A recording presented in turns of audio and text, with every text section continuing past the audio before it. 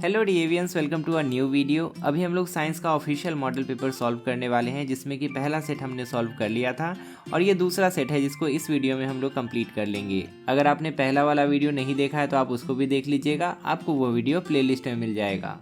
Science के हर chapter के important question answer आपको इस वाले बुक में मिल जाएंगे, आप इसको परचेज कर सकते हैं। यहाँ पर व्यू प्रोडक्ट का आइकन दिख रहा होगा, उस पर क्लिक कीजिए, आपको फ्लिपकार्ट का लिंक मिल जाएगा। इसके अलावा आप हमारे वेबसाइट को भी विजिट कर सकते हैं, वहाँ पर आपको क्लास 8 बोर्ड्स के लिए बहुत सारे पीडीएफ्स मिल जाएंगे। स्टार्ट करते हैं सेक्शन ए से, जिसमें कि टोटल 20 क्वेश्चंस दिए गए हैं और हर क्वेश्चन 1 मार्क का है। सबसे पहला क्वेश्चन है, observe the classification chart given below and answer the correct option for X and Y. एक क्लासिफिकेशन फ्लो चार्ट हमें दिया गया है, इसमें ऑर्गेनिज्म को दो कैटेगरी में क्लासीफाई किया गया है। एक कैटेगरी है एक्स, दूसरा है वाई। एक्स के एग्जाम्पल्स में दिया है यूग्लिना, अमीबा एंड पैरामीशियम, और वाई के एग्जाम्पल्स में है ह्यूमन, बर्ड्स एंड एनिमल्स। हमें इन दोनों का आइडेंटिफाई करना है। पहला ऑप्शन है कि एक्स जो है नॉन लिविंग थिंग्स है, वाई लिविंग थिंग्स है, ये तो गलत होगा, यहाँ पे दोनों का दोनों लिविंग थिंग्स है। दूसरा ऑप्शन है can respond to changes, can not respond to changes, ये भी गलत है, दोनों का दोनों चेंजेस को रिस्पॉन्ड करते हैं। तीसरा है have one cell and have many cell, ये सही है, इन सभी के पास एक ही सेल होता है और इन सभी के पास मेनी सेल्स होते हैं। तो यहाँ पे ऑप्शन सी जो है वो करेक्ट हो जाएगा। प्रोकैरियोटिक यूकैरियोटिक का क्लासिफिकेशन यहाँ सही नहीं हो सकता। प्रोकैरियोटिक तो ऐसे सेल्स को कहते हैं जिसके पास वेल डिफाइंड सेल ऑर्गेनल्स नहीं होते हैं, वेल डिफाइंड न्यूक्लियस नहीं होता है, लेकिन इन सब के पास तो न्यूक्लियस होता है, इसी कारण से प्रोकैरियोटिक इसको कहना गलत होगा। The correct combination of terms with respect to an animal cell are. Animal cell के रिस्पेक्ट में करेक्ट कॉम्बिनेशन यहाँ पे कौन है चारों में? पहला ऑप्शन है सेल वॉल। सेल वॉल जहाँ जहाँ दिख रहा है पहले तो उसको काट दीजिए, सेल वॉल नहीं होता है एनिमल सेल में। तीसरा ऑप्शन है cell membrane, mitochondria, ribosome and chlorosome. Chlorosome कुछ नहीं होता है, यहाँ पे देखिए हिंदी वाले से मैच कर लीजिए, गुणसूत्र यानी कि क्रोमोसोम के बारे में बताया है यहाँ पे, तो ये गलत है, स्पेलिंग है, मिसप्रिंट है, यहाँ पे क्रोमोसोम होगा, क्रोमोसोम। अब देखिए उसके बाद चौथा ऑप्शन है सेल मेम्ब्रेन, राइबोसोम और माइटोकॉन्ड्रिया, क्लोरोप्लास्ट। क्लोरोप्लास्ट के कारण ये ऑप्शन भी छट गया। केवल ऑप्शन सी जो है वो करेक्ट है एनिमल सेल के रिस्पेक्ट में। एनिमल सेल में सेल मेम्ब्रेन भी होता है, माइटोकॉन्ड्रिया भी होता है, राइबोसोम भी होता है और क्रोमोसोम भी होता है, तो इसीलिए सी सही होगा। अगर क्वेश्चन में मिसप्रिंट आता है एग्जाम में तो आप हिंदी वाले से एक बार जरूर मैच कर लीजिएगा, तो आपको समझ में आ जाएगा कि कौन सा सही है, क्या सही होना चाहिए, क्या मिसप्रिंट है। क्वेश्चन नंबर 3 में हमें ऑरेंज दिखाया गया और उसके पत्ते दिखाए गए हैं। पूछा है the plant disease shown in the image given above and its causative agent is. ये कौन सा डिजीज है ये आपको बताना है और इसका रीज़न क्या है। हमने पढ़ा था कि ऑरेंज में या नींबू में एक बीमारी होता है जिसको सिट्रस कैंकर कहते हैं, तो ये दोनों ऑप्शन तो नहीं हो सकता। और एक कारण ये भी है कि टोबैको मोसाइक एक वायरस के कारण होता है, तो ये बैक्टीरिया लिखा है और फंगस लिखा है, तो इस कारण से भी ये ऑप्शन हो ही नहीं सकता, चांस ही नहीं है। और सिट्रस कैंकर यहाँ पे दूसरा ऑप्शन है, तो सिट्रस कैंकर सही होगा, लेकिन क्या वो फंगस के कारण होता है या बैक्टीरिया के कारण होता है, ये पता होगा तभी ना हम लोग सही आंसर को टिक करेंगे। तो याद रखिए कि जो सिट्रस कैंकर होता है ये बैक्टीरिया के कारण होता है, यहाँ पे ऑप्शन डी सही हो जाएगा। इमेज वाला क्वेश्चन था तो इसका अल्टरनेटिव भी दिया है, हर इमेज वाले क्वेश्चन का अल्टरनेटिव आपको देखने को मिलेगा, तो आपको तो इमेज वाला ही क्वेश्चन बनाना है। अगर आप विजुअली चैलेंज है तभी अल्टरनेटिव क्वेश्चन को टच करना है। The plant disease that is not cause by fungus is. Fungus के कारण कौन नहीं होता है, तो फंगस के कारण सिट्रस कैंकर नहीं होता है, ऑप्शन ए यहाँ पे सही हो जाएगा। The pressure exerted by force 20 newton on an area 0.5 metre square is. हमें यहाँ पे प्रेशर निकालना है। प्रेशर का फॉर्मूला हम लोग जानते हैं कि फोर्स या थ्रस्ट अपॉन एरिया होता है। यहाँ पे फोर्स या थ्रस्ट क्या दिया है, 20 न्यूटन दिया है और एरिया है 0.5 मीटर स्क्वायर। तो 20 को 0.5 से डिवाइड करेंगे तो क्या हो जाएगा, ये हो जाएगा 200 बाई 5, पॉइंट हटाएंगे तो ये कट जाएगा 5 से 40 टाइम्स में, तो आंसर आ जाएगा 40 न्यूटन पर मीटर स्क्वायर। इसका यूनिट होता है न्यूटन पर मीटर स्क्वायर, या इसको हम लोग पास्कल भी लिख सकते हैं, 40 पास्कल भी हो सकता था। तो यहाँ पे न्यूटन मीटर स्क्वायर में ही यूनिट हमें दिया है, तो 40 कहाँ पे है, 40 है ऑप्शन डी में, ऑप्शन डी यहाँ करेक्ट हो जाएगा। Coke is use to make water gas, the composition of water gas is. Coke की मदद से वाटर गैस बनाया जाता है, कैसे? पहले कोक को रेड हॉट किया जाता है, गर्म किया जाता है एकदम लाल, और उसके ऊपर से स्टीम को गुजारा जाता है, वाटर वेपर स्टीम को गुजारा जाता है। उसके बाद एक गैस बनकर तैयार होता है जिसमें कि कार्बन मोनोऑक्साइड होता है प्लस हाइड्रोजन गैस होता है, और इसी को कहा जाता है वाटर गैस। यहाँ पे हमसे उसी वाटर गैस के कंपोजिशन के बारे में पूछा था कि वाटर गैस में क्या होता है, तो कार्बन मोनोऑक्साइड और हाइड्रोजन गैस होता है। कहाँ पे है कार्बन मोनोऑक्साइड और हाइड्रोजन, ऑप्शन बी में है, इसलिए ऑप्शन बी यहाँ सही होगा। Y is found by refining X, X को रिफाइन करने के बाद वाई हमें मिलता है। y is further separated to give z, और फिर y को फर्दर सेपरेट करते हैं तो हमें z मिलता है। That is use for making roads, जिसका इस्तेमाल रोड बनाने के लिए होता है। एक्स वाई जेड आर, अब देखिए किसी भी एक को आप पहले आइडेंटिफाई कीजिए। z का इस्तेमाल रोड बनाने के लिए होता है, तो कहाँ पे z से रोड बन रहा है? केरोसिन से रोड बनता है क्या? तो नहीं। असफाल्ट से रोड बनता है तो हाँ। पैराफिन वैक्स से रोड बनता है? नहीं। असफाल्ट से बनता है तो हाँ। तो यहाँ पे दो ऑप्शन तो ऐसे एलिमिनेट हो गया। अब इन्हीं दोनों में कोई सही होगा। z और y का रिलेशन भी हमें दिया था। y is further separated to give z, y को हम लोग सेपरेट करते हैं तब हमें z मिलता है। अब हमें बस ढूंढना है कि असफाल्ट किससे मिलता है। क्या असफाल्ट ल्यूब्रिकेटिंग ऑयल से मिलता है? तो नहीं, ये तो ऑप्शन गलत हो गया। क्या असफाल्ट जो है रेसिडुअल ऑयल से मिलता है? तो हाँ, ये सही है। इसी कारण से यहाँ पे ऑप्शन डी जो है करेक्ट हो जाएगा। पहले एक को पहचानना है, उसके बाद उससे रिलेटेड दूसरे को पहचानना है, फिर तीसरे को पहचानना है। दूसरे जाते जाते आपका सारा एलिमिनेट हो जाएगा, एक ही ऑप्शन सही बचेगा। The correct statement about spontaneous combustion is, spontaneous combustion ऐसे कंबशन को कहते हैं जब मटेरियल को निकालने के बाद अपने आप उसमें आग लग जाए, हमें आग लगाने की ज़रूरत भी ना पड़े या उसको गर्म करने की ज़रूरत भी ना पड़े। पहला ऑप्शन है इसके बारे में कि the ability of material to burn with the help of some source of heat, heat source की मदद से अगर हम लोग बर्न कर पा रहे हैं तब स्पॉन्टेनियस कहते हैं, नहीं, गलत है। दूसरा है the ability of some material to start burning without any flame और हीट, बिना किसी फ्लेम को दिए और बिना किसी हीट के अगर जलने लगे तो स्पॉन्टेनियस कंबशन कहते हैं। ये सही है, ये बिल्कुल सही है इसके लिए। तीसरा ऑप्शन में क्या था? The ability of certain material to remain unburned, बिना जले रहने की जो कैपेबिलिटी होती है, एबिलिटी होती है, उसी को हम लोग स्पॉन्टेनियस कहते हैं, गलत है ये। और लास्ट है the ability of some material to burn without oxygen, बिना ऑक्सीजन के जल जाए तो उसको हम लोग स्पॉन्टेनियस कंबशन, गलत बात है ये। बिना ऑक्सीजन के कैसे जलेगा? ऑक्सीजन तो मस्ट चीज़ है, उसके बिना जल ही नहीं सकता। The greater is the bending of light towards the normal, the dash is the speed of light in that medium, अगर किसी मीडियम में जाने के बाद वो नॉर्मल की तरफ झुक रही है, जितना ज़्यादा झुक रही है उतना ज़्यादा लाइट का स्पीड धीमा होगा या फास्ट होगा, ये आपको बताना है। तो देखिए, नॉर्मल की तरफ जितना ज़्यादा झुकेगी ना, लाइट का स्पीड उस मीडियम में उतना ही कम होगा, और जितना ज़्यादा नॉर्मल से दूर जाएगी लाइट का स्पीड उतना ही ज़्यादा होगा उस मीडियम में। सिंपल सा कॉन्सेप्ट है, आप इस बात को रिपीट कर करके याद ही कर लीजिए।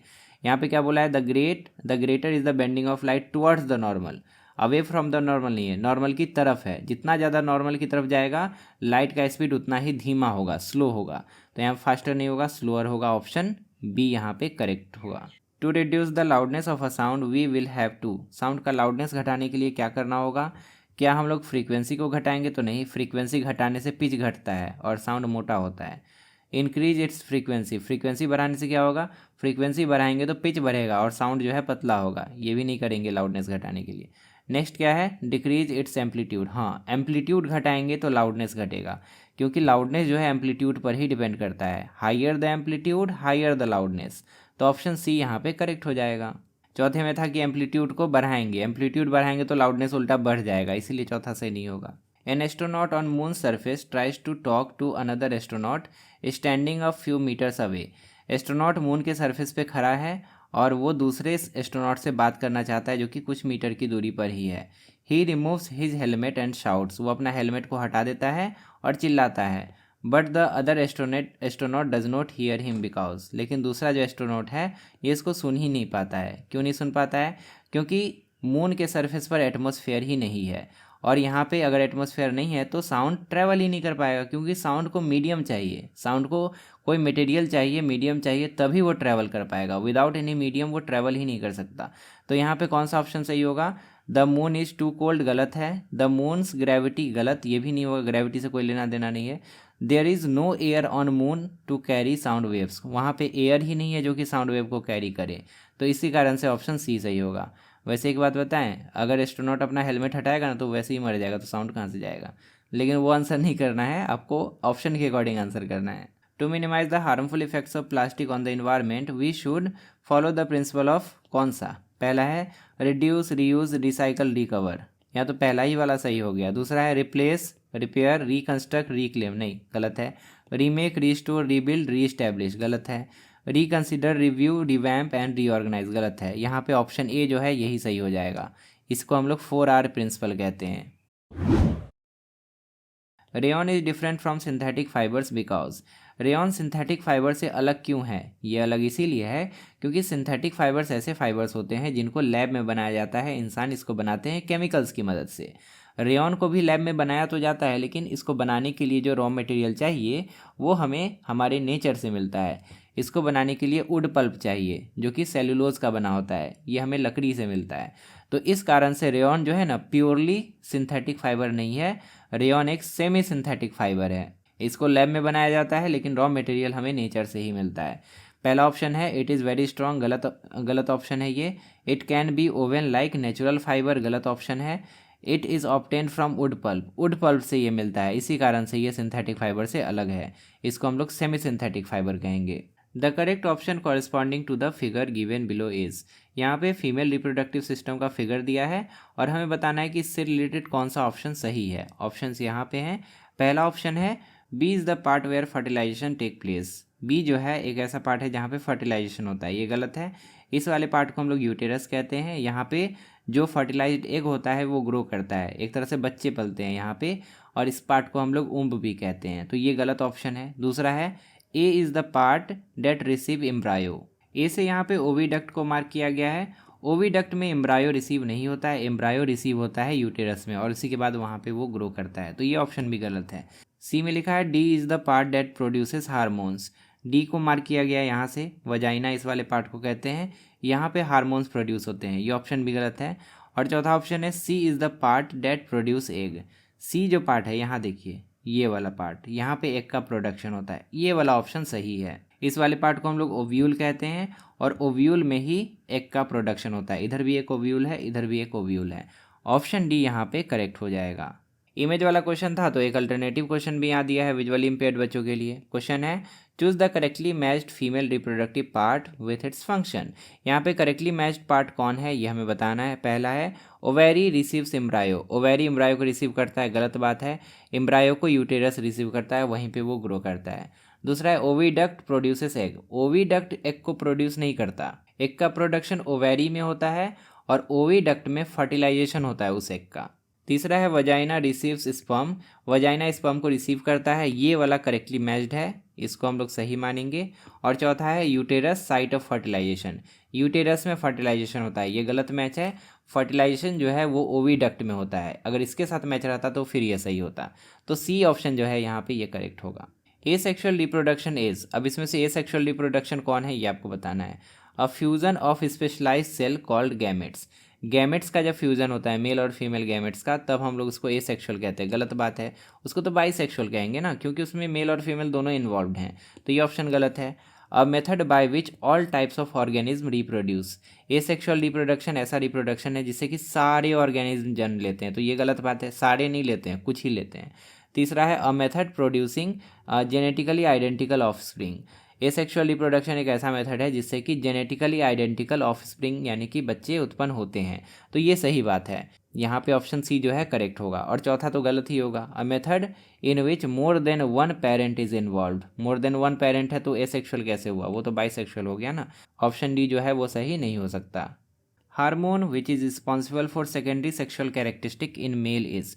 मेल्स में सेकेंडरी सेक्शुअल कैरेक्टरिस्टिक्स का जो विकास होता है ये किस हार्मोन की वजह से होता है। क्या होते हैं सेकेंडरी सेक्शुअल कैरेक्टरिस्टिक्स? एग्जाम्पल के लिए आवाज़ भारी हो जाता है, दाढ़ी मूंछ आने लगता है, कंधे चौड़े होने लगते हैं, तो ये सारे जो कैरेक्टरिस्टिक्स हैं इसी को कहते हैं सेकेंडरी सेक्शुअल कैरेक्टरिस्टिक्स। इसका विकास किस हार्मोन के थ्रू होता है? तो इसका विकास होता है मेल्स में। मेल्स पूछा है ना, तो मेल्स में इसका विकास होता है टेस्टोस्टेरोन के कारण, ये वाला हार्मोन के कारण। तो यहाँ पे ऑप्शन सी हम लोग टिक करेंगे। अगर ये फीमेल्स होता तो यहाँ पे एस्ट्रोजन और प्रोगेस्टेरॉन को हम लोग टिक करते, जो कि किसी एक ही ऑप्शन में दोनों दिया रहता।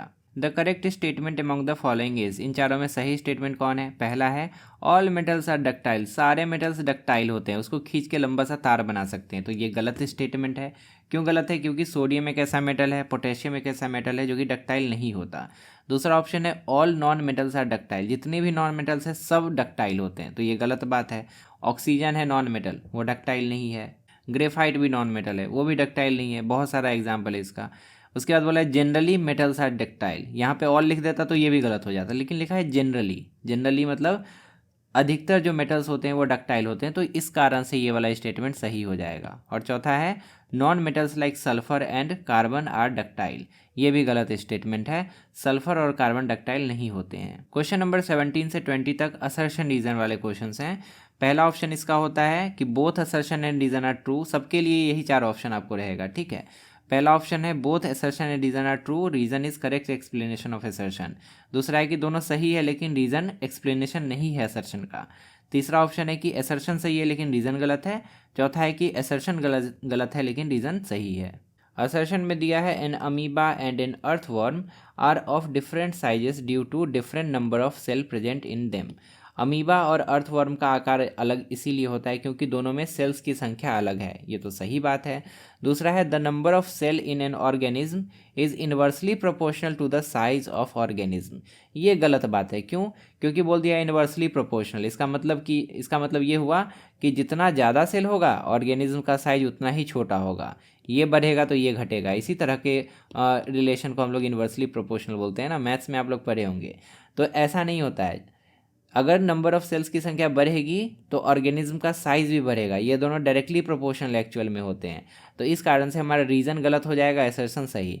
तो हम लोग उसी ऑप्शन को टिक करेंगे जिसमें लिखा हो कि assertion is true but reason is false. दूसरे क्वेश्चन में असर्शन में लिखा है direct contact between two objects is necessary for a force to act on an object. Force लगने के लिए डायरेक्ट कॉन्टैक्ट होना जरूरी है, डायरेक्ट कॉन्टैक्ट के बिना फोर्स लग ही नहीं सकता, तो ये गलत बात है। फोर्स हम लोग पढ़े थे दो तरह का होता है, कॉन्टैक्ट फोर्स जिसमें डायरेक्ट कॉन्टैक्ट चाहिए, और एक नॉन कॉन्टैक्ट फोर्स भी होता है जैसे कि इलेक्ट्रोस्टैटिक फोर्स, उसके बाद मैग्नेटिक फोर्स, ग्रेविटेशनल फोर्स, ये सारे फोर्स बिना कॉन्टैक्ट के ही लग जाते हैं। इस कारण से असर्शन यहाँ पे गलत हो गया। रीज़न में दिया है non contact forces do not require physical contact to act, ये तो सही बात है कि जो नॉन कॉन्टैक्ट फोर्स है उसको फिजिकल कॉन्टैक्ट नहीं चाहिए, बिना फिजिकल कॉन्टैक्ट के ही वो फोर्स लग जाएगा। तो यहाँ पे रीज़न ट्रू है लेकिन असर्शन फॉल्स है, तो हम क्या कहेंगे, उसी ऑप्शन को टिक करेंगे जिसमें लिखा हो कि assertion is false but reason is true. Next question है when a burning candle is covered with a glass jar the flame goes out. अगर हम लोग जलती हुई मोमबत्ती के ऊपर एक ग्लास का जार रख दें तो ये बुझ जाएगी, ये तो सही बात है। क्यों बुझ जाएगी? क्योंकि उसके अंदर जो ऑक्सीजन रहेगा कुछ समय के बाद जल जाएगा, ऑक्सीजन मिलना बंद, तब वो मोमबत्ती बुझ जाएगी। ऑक्सीजन नेसेसरी है तभी जल सकता है वो। रीज़न में दिया substance must be heated to its ignition temperature for combustion to takes place. यहाँ पे इग्निशन टेम्परेचर के बारे में बताया है, बात तो सही लिखा है, लेकिन यहाँ पे बताना चाहिए ऑक्सीजन के बारे में कि ऑक्सीजन अगर नहीं मिलता तो कंबशन नहीं हो सकता है। तो यहाँ पे अगर ऑक्सीजन के बारे में बताता तो रीज़न असर्शन को एक्सप्लेन करता, लेकिन यहाँ पे हम लोग किसको टिक करेंगे जिसमें लिखा हो कि assertion and reason are true but reason is not correct explanation of assertion. Option B में था, ऑप्शन बी को हम लोग इसके लिए टिक करेंगे। नेक्स्ट क्वेश्चन में असर्शन है a straw in a glass of water looks broken at the water surface. Water surface पर अगर हम लोग देखें तो जो स्ट्रॉ रखा होता है ना, ये ब्रोकन दिखता है, थोड़ा सा मुड़ा हुआ दिखता है। रीजन में दिया है refraction of light causes the light rays to bend when they move from water to air. यहाँ पे जब लाइट रे वाटर से एयर में जाती है तो वो बेंड हो जाती है और इसी कारण से ये हमें टेढ़ा दिखाई देता है। तो हम लोग क्या टिक करेंगे, both assertion and reason are true and reason is correct explanation of assertion, यानी कि ऑप्शन ए इसके लिए सही होगा। अब चलिए सेक्शन बी पे आते हैं जिसमें कि 2 मार्क्स वाले क्वेश्चंस दिए गए हैं। सबसे पहला क्वेश्चन है differentiate between rough endoplasmic reticulum and smooth endoplasmic reticulum. क्या डिफरेंस होता है? तो रफ वाले में राइबोसोम होता है, स्मूथ वाले में राइबोसोम नहीं होता है। रफ वाला प्रोटीन बनाता है, स्मूथ वाला लिपिड बनाता है, फैट बनाता है। इस तरह से आप इन दोनों डिफरेंसेस को टेबल में लिख सकते हैं, जो हम बताए वही चीज़ यहाँ पे लिखा भी है। ये नहीं बनता तो आप ये भी बना सकते हैं, plastids are of different types based on their functions and pigments. Plastids जो हैं 3 तरह के होते हैं, हम लोग पढ़ रहे थे, क्लोरोप्लास्ट, क्रोमोप्लास्ट और ल्यूकोप्लास्ट। और ये इस पर डिपेंड करता है कि उसका फंक्शन क्या है और पिगमेंट उसमें किस तरह का है, इसी पर डिपेंड करता है कि वो क्लोरोप्लास्ट है या क्रोमोप्लास्ट है या ल्यूकोप्लास्ट है। Differentiate between colourless plastid and coloured plastid by giving 1 example and 1 function of each. Colourless plastid की बात करें तो ये ल्यूकोप्लास्ट है, इसका कोई रंग नहीं होता, इसका बस काम होता है स्टार्च, प्रोटीन और ऑयल को स्टोर करना। और कलर्ड प्लास्टिड की बात करें तो ये 2 तरह के होते हैं, एक होता है क्लोरोप्लास्ट और एक होता है क्रोमोप्लास्ट। क्लोरोप्लास्ट जो होता है ना, इसके कारण ग्रीन कलर का रंग प्लांट में देखने को मिलता है, और क्रोमोप्लास्ट जो होता है इसके कारण अदर देन ग्रीन कलर्स हमें प्लांट में देखने को मिलते हैं, जैसे फ्रूट का कलर होता है, उसके बाद फ्लावर्स का कलर होता है, वो क्रोमोप्लास्ट के कारण देखने को मिलता है। यहाँ पे क्लोरोप्लास्ट का फंक्शन हो जाएगा फोटोसिंथेसिस, और क्रोमोप्लास्ट का फंक्शन हो जाएगा जितने भी नॉन ग्रीन कलर्स होते हैं उसको इम्पार्ट करना प्लांट में। Write an activity to illustrate the focusing action of convex lens. Convex lens जो होता है ना, वो पैरेलल आने वाली लाइट रेज को फोकस कर देता है। आपको एक्टिविटी के थ्रू इस बात को एक्सप्लेन करना है। इस एक्टिविटी में सिंपली हम लोग मैग्नीफाइंग ग्लास से जो पेपर को जलाया जा सकता है, क्योंकि सन से आने वाली लाइट को वो फोकस कर देता है, वही चीज़ एक्सप्लेन करके बता देना है। सबसे पहले कॉन्वेक्स लेंस लेंगे और एक ब्लैक कलर का पेपर ले लेंगे। ब्लैक इसीलिए क्योंकि सबसे ज़्यादा वही लाइट एब्जॉर्ब करता है, जल्दी वही जलेगा। सनी डे होना चाहिए। लेंस को डायरेक्टली सनलाइट के सामने रखना है और उसके पीछे पेपर को रख देना है। अब लेंस को एडजस्ट करना है या पेपर को ही आगे पीछे करके एडजस्ट करना है जब तक एक ब्राइट स्पॉट हमें पेपर पर ना दिखाई दे। जब तक पेपर को उस मैग्नीफाइंग ग्लास के फोकस पर नहीं रखेंगे तब तक लाइट उस पर फोकस नहीं ना होगा। तो इसीलिए पेपर को एडजस्ट करना पड़ेगा आगे पीछे करके उसके फोकस पॉइंट पर। This brighter spot is focused image of the sun. वो जो ब्राइटर स्पॉट हमें दिखेगा पेपर पे वो एक तरह से सन का इमेज होगा। Showing that convex lens converges parallel light रे। इससे पता चलता है कि कॉन्वेक्स लेंस जो है ये पैरेलल लाइट रे को कन्वर्ज कर देता है, एक ही पॉइंट पर मिला देता है। In which case sound will travel faster, A और बी। ए में साउंड तेज ट्रेवल करेगा या बी में? अब ध्यान से देखिए, ए में साउंड ट्रेवल कर रहा है इस वायर के थ्रू या ये जो धागा है इसके थ्रू, और बी में साउंड ट्रेवल कर रहा है पानी के थ्रू। अब आपको पता है कि साउंड लिक्विड में ज़्यादा तेज चलता है या सॉलिड में? ऑब्वियसली साउंड सॉलिड में ज़्यादा तेज चलता है, तो इसका आंसर हो जाएगा figure A. In case of A sound will travel faster, यही इसका आंसर हो जाएगा। इमेज वाला क्वेश्चन था तो अल्टरनेटिव भी दिया है उसके लिए। Noise pollution causes many health issues to human. State any two measure that can be taken to limit noise pollution. Noise pollution को कम करने के लिए हम क्या कर सकते हैं? दो चीज़ें आपको बतानी है। तो एक तो हम लोग अपने घर के आसपास पेड़ लगा सकते हैं या रोड साइड में हम लोग पेड़ लगवा सकते हैं ताकि नॉइज़ जो है वो स्प्रेड ना कर सके।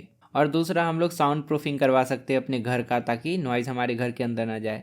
तो इस तरह से आप कुछ भी दो पॉइंट इस क्वेश्चन के आंसर के रूप में लिख सकते हैं। यहाँ पर ये दोनों पॉइंट्स लिखा है। पहला है limit use of loud speakers and amplifiers in public. Public में लाउड स्पीकर एम्पलीफायर का इस्तेमाल को हमें रोकना होगा। और दूसरा है plantation of trees as absorbers. Trees जो होते हैं वो एब्जॉर्ब कर लेते हैं साउंड एनर्जी को, इस कारण से हमें अधिक से अधिक पेड़ लगाने होंगे। Give reasons for the following. हमें इन दोनों का रीज़न बताना है कि ऐसा क्यों होता है। पहला है frog shade there gametes in large numbers at the same time and place. Frogs जो होते हैं ना बहुत बड़ी संख्या में अपने गैमेट्स को रिलीज़ करते हैं।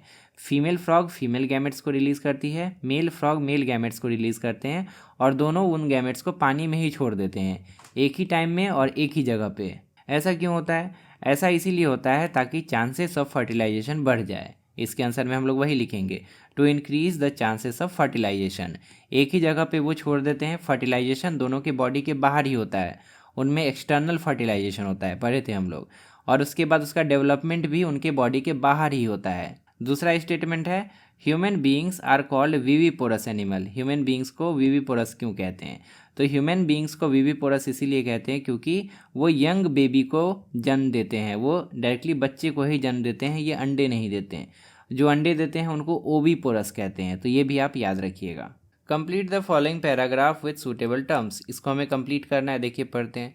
The transformation from tadpole to a frog is known as. Tadpole से फ्रॉग बनने का जो प्रोसेस होता है, ट्रांसफॉर्मेशन होता है, इसको क्या कहते हैं? इसको मेटामॉर्फोसिस कहते हैं, ठीक है। दूसरा है the hormone dash produced by dash gland of frog is essential to carry out this process. ये जो प्रोसेस है मेटामॉर्फोसिस, इसके लिए किस हार्मोन की ज़रूरत पड़ती है? इसके लिए थायरॉक्सिन हार्मोन की ज़रूरत पड़ती है, ठीक है। और ये कहाँ से रिलीज़ होता है? ये थायराइड ग्लैंड से रिलीज़ होता है, ठीक है। तो यहाँ पे थायरॉक्सिन हार्मोन भरेंगे, यहाँ पे थायराइड ग्लैंड भरेंगे। Essential to carry out this process हो गया। Dash is needed for the production of this hormone. और ये हार्मोन बनेगा तभी ना थायराइड ग्लैंड उसको रिलीज़ करेगा। तो इसको बनने के लिए क्या ज़रूरी है? फिर इसको बनने के लिए आयोडीन ज़रूरी है, तो यहाँ पे आयोडीन भर देंगे। तो इस तरह से ये चारों आपके आंसर्स हो गए। पहला मेटामॉर्फोसिस, दूसरा थायरॉक्सिन, तीसरा थायराइड ग्लैंड, और चौथा iodine. During an experiment to test the electrical conductivity of liquids, 2 beakers were filled, one with hydrochloric acid and other with acetic acid. Liquids के इलेक्ट्रिकल कंडक्टिविटी को test करने के लिए एक एक्सपेरिमेंट चल रहा था जिसमें कि एक बीकर में HCl को रखा गया, हाइड्रोक्लोरिक एसिड, दूसरे में एसिटिक एसिड को रखा गया। When a circuit containing a bulb, wire and a battery, यानी कि जो टेस्टर होता है, कंटिन्यूटी टेस्टर होता है, उसकी बात यहाँ पे की गई है। उसको जब कनेक्ट किया जाता है लिक्विड से, the bulb glowed brightly with HCl but dimly with CH3COOH, यानी कि एसिटिक एसिड में बल्ब जो है ठीक से ग्लो नहीं किया। कुछ इस तरह के अरेंजमेंट की बात यहाँ पर की जा रही है। अगर HCl यहाँ पे भरा गया था तो ये बल्ब बहुत अच्छे से ग्लो किया, एकदम ब्राइट। लेकिन जब एसिटिक एसिड को रखा गया था तो बल्ब थोड़ा सा ग्लो किया, ज़्यादा ब्राइटनेस के साथ ग्लो नहीं किया। अब क्वेश्चन आपसे पूछा है विच of the two is strong electrolyte and which is a weak electrolyte. Strong electrolyte वही होगा जो कि इलेक्ट्रिसिटी को बहुत अच्छे से फ्लो करवा सके, और इलेक्ट्रिसिटी को बहुत अच्छे से कौन फ्लो करवाया? हाइड्रोक्लोरिक एसिड, क्योंकि इसी में बल्ब बहुत अच्छे से ब्राइट तरीके से ग्लो कर पाया था। और वीक इलेक्ट्रोलाइट कौन होगा? ये होगा एसिटिक एसिड, क्योंकि इसमें बल्ब अच्छे से ग्लो नहीं कर पाया था। ये दोनों आपका आंसर हो जाएगा। दूसरा है how is the degree of ionisation related to the strength of an electrolyte. Degree of ionisation यानी कि आयंस की मात्रा। अगर इलेक्ट्रोलाइट में आयंस की मात्रा ज़्यादा है तो इलेक्ट्रोलाइट का स्ट्रेंथ क्या होगा? वो भी ज़्यादा होगा, यानी कि वो ज़्यादा तेज़ी से इलेक्ट्रिसिटी को फ्लो करवा सकेगा। तो इसका आंसर हम लोग कुछ ऐसे लिख सकते हैं। पहला का आंसर तो ये हो गया strong electrolyte HCl, weak electrolyte acetic acid. दूसरे के आंसर में लिखेंगे as the degree of ionisation increases, जैसे आयंस की मात्रा बढ़ेगी strength of electrolyte increases, electrolyte का स्ट्रेंथ जो होगा, उसका जो शक्ति होगा करंट को फ्लो करवाने का, वो भी बढ़ जाएगा। अब चलिए सेक्शन सी पे आते हैं, जिसमें कि 3 मार्क्स वाले क्वेश्चन हमें दिए गए हैं। सबसे पहला क्वेश्चन है व्हाट हैपेंस व्हेन, क्या होगा जब, पहला sulphur dioxide is dissolved in water, जब पानी में सल्फर डाइऑक्साइड को मिला दिया जाता है। What is the nature of the product formed, यहाँ पे जो प्रोडक्ट बनेगा उसका नेचर क्या होगा, वो एसिडिक होगा या बेसिक होगा या न्यूट्रल होगा, ये भी आपको बताना है। अगर आपको एसिड रेन के बारे में पता है तो आप इसको सॉल्व कर सकते हैं। एसिड रेन क्या होता है? जब सल्फर डाइऑक्साइड रेन वाटर के साथ रिएक्ट करता है तो सल्फ्यूरस एसिड बना देता है, और वो एसिडिक इन नेचर होता है, वही इसका आंसर हो जाएगा। सल्फर डाइऑक्साइड जब वाटर में डिजॉल्व होगा तो सल्फ्यूरस एसिड बन जाएगा, और इसका नेचर जो है एसिडिक होगा। तो पहला का आंसर यही लिखेंगे, sulphurous acid is formed, it is acidic in nature.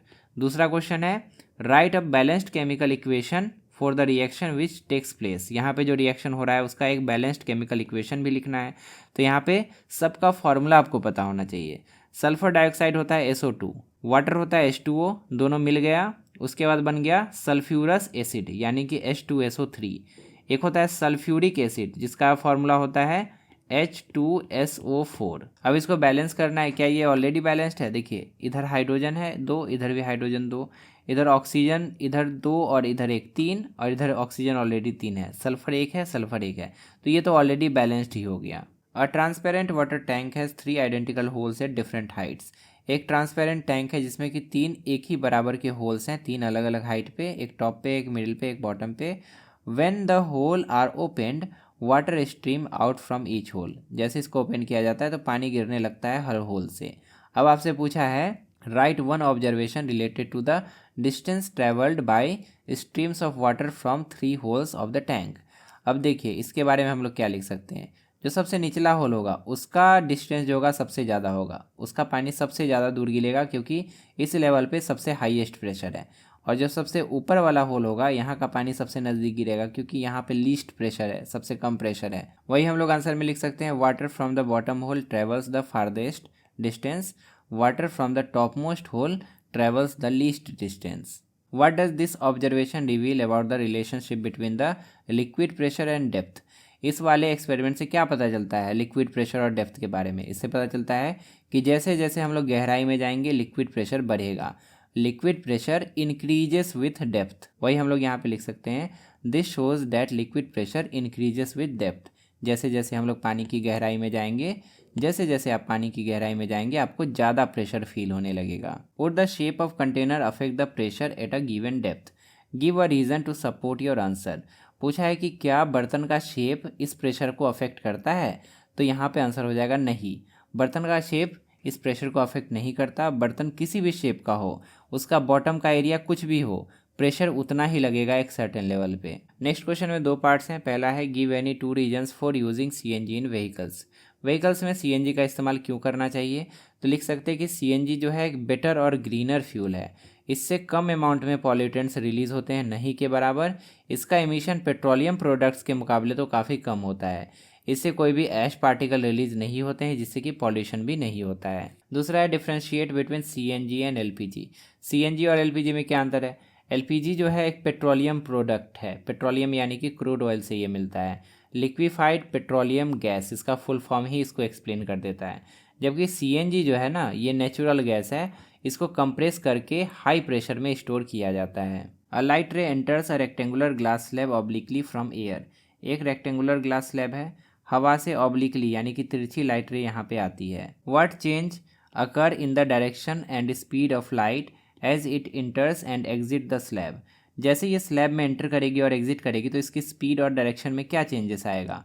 If the incident ray makes an angle 60 degree with normal, what is the value of angle of emergence. अगर एंगल ऑफ इंसिडेंस 60 डिग्री है तो angle of emergence क्या होगा ये भी बताना है। तो देखिए यहाँ पे नॉर्मल बना देते हैं, ये हो गया आपका एंगल ऑफ इंसिडेंस। अब लाइट ऐसे एंटर करी, रेयर से डेंसर जा रही है तो ये नॉर्मल की तरफ झुक जाएगी, ऐसे हो जाएगी, और उसके बाद वापस यहाँ डेंसर से फिर रेयर में जा रही है तो फिर ये नॉर्मल से दूर हट जाएगी। तो अल्टीमेटली लाइट में हमें एक लेटरल शिफ्ट देखने को मिलेगा। जो लाइट यहाँ से निकलनी चाहिए थी वो लाइट अब यहाँ से निकल रही है, और इसी को हम लोग इमरजेंट रे कहते हैं। तो आंसर में हम लिख सकते हैं कि ग्लास स्लैब के कारण हमें एक लेटरल शिफ्ट देखने को मिलता है। और जो पूछा था कि अगर इंसिडेंट एंगल 60 डिग्री है तो इमरजेंट एंगल, ये वाला जो एंगल है इसको इमरजेंट एंगल कहते हैं, ये कितना होगा, तो ये भी 60 डिग्री होगा।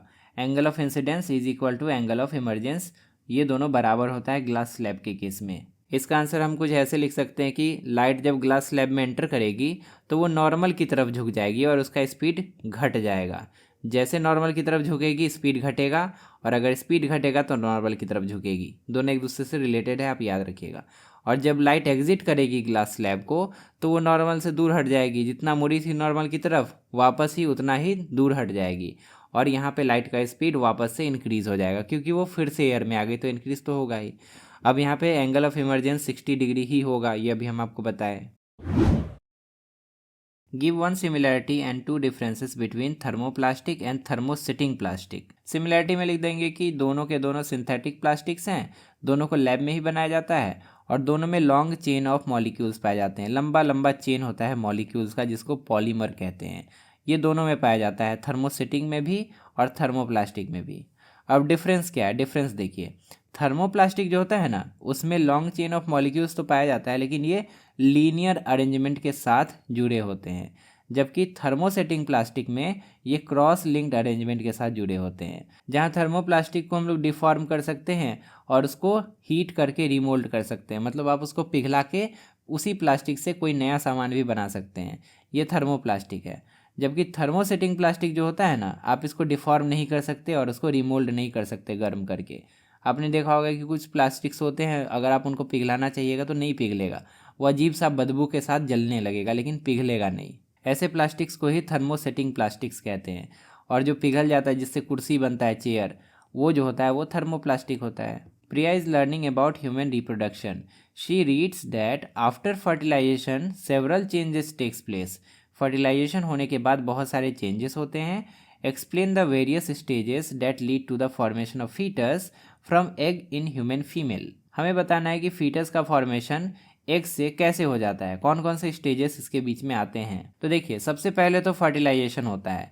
फर्टिलाइजेशन होने का मतलब कि ओवम को स्पर्म मिलता है, स्पर्म उसको पेनिट्रेट करता है और दोनों एक दूसरे में फ्यूज़ हो जाते हैं और उसका फर्टिलाइजेशन हो जाता है। अब फर्टिलाइजेशन होने के बाद जो एक सिंगल सेल बना उसी को जाइगोट कहते हैं। Zygote is found by fusion of egg and sperm.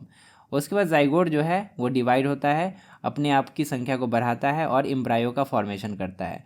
Embryo जो होता है ना, ये क्लस्टर ऑफ जाइगोट को कहते हैं, मतलब बहुत सारे सेल्स के क्लस्टर को कहते हैं। अब ये एम्ब्रायो यूटेरस के लाइनिंग्स में जाके अपने आप को अटैच कर लेता है और अपने आप को डिवाइड करना जारी रखता है।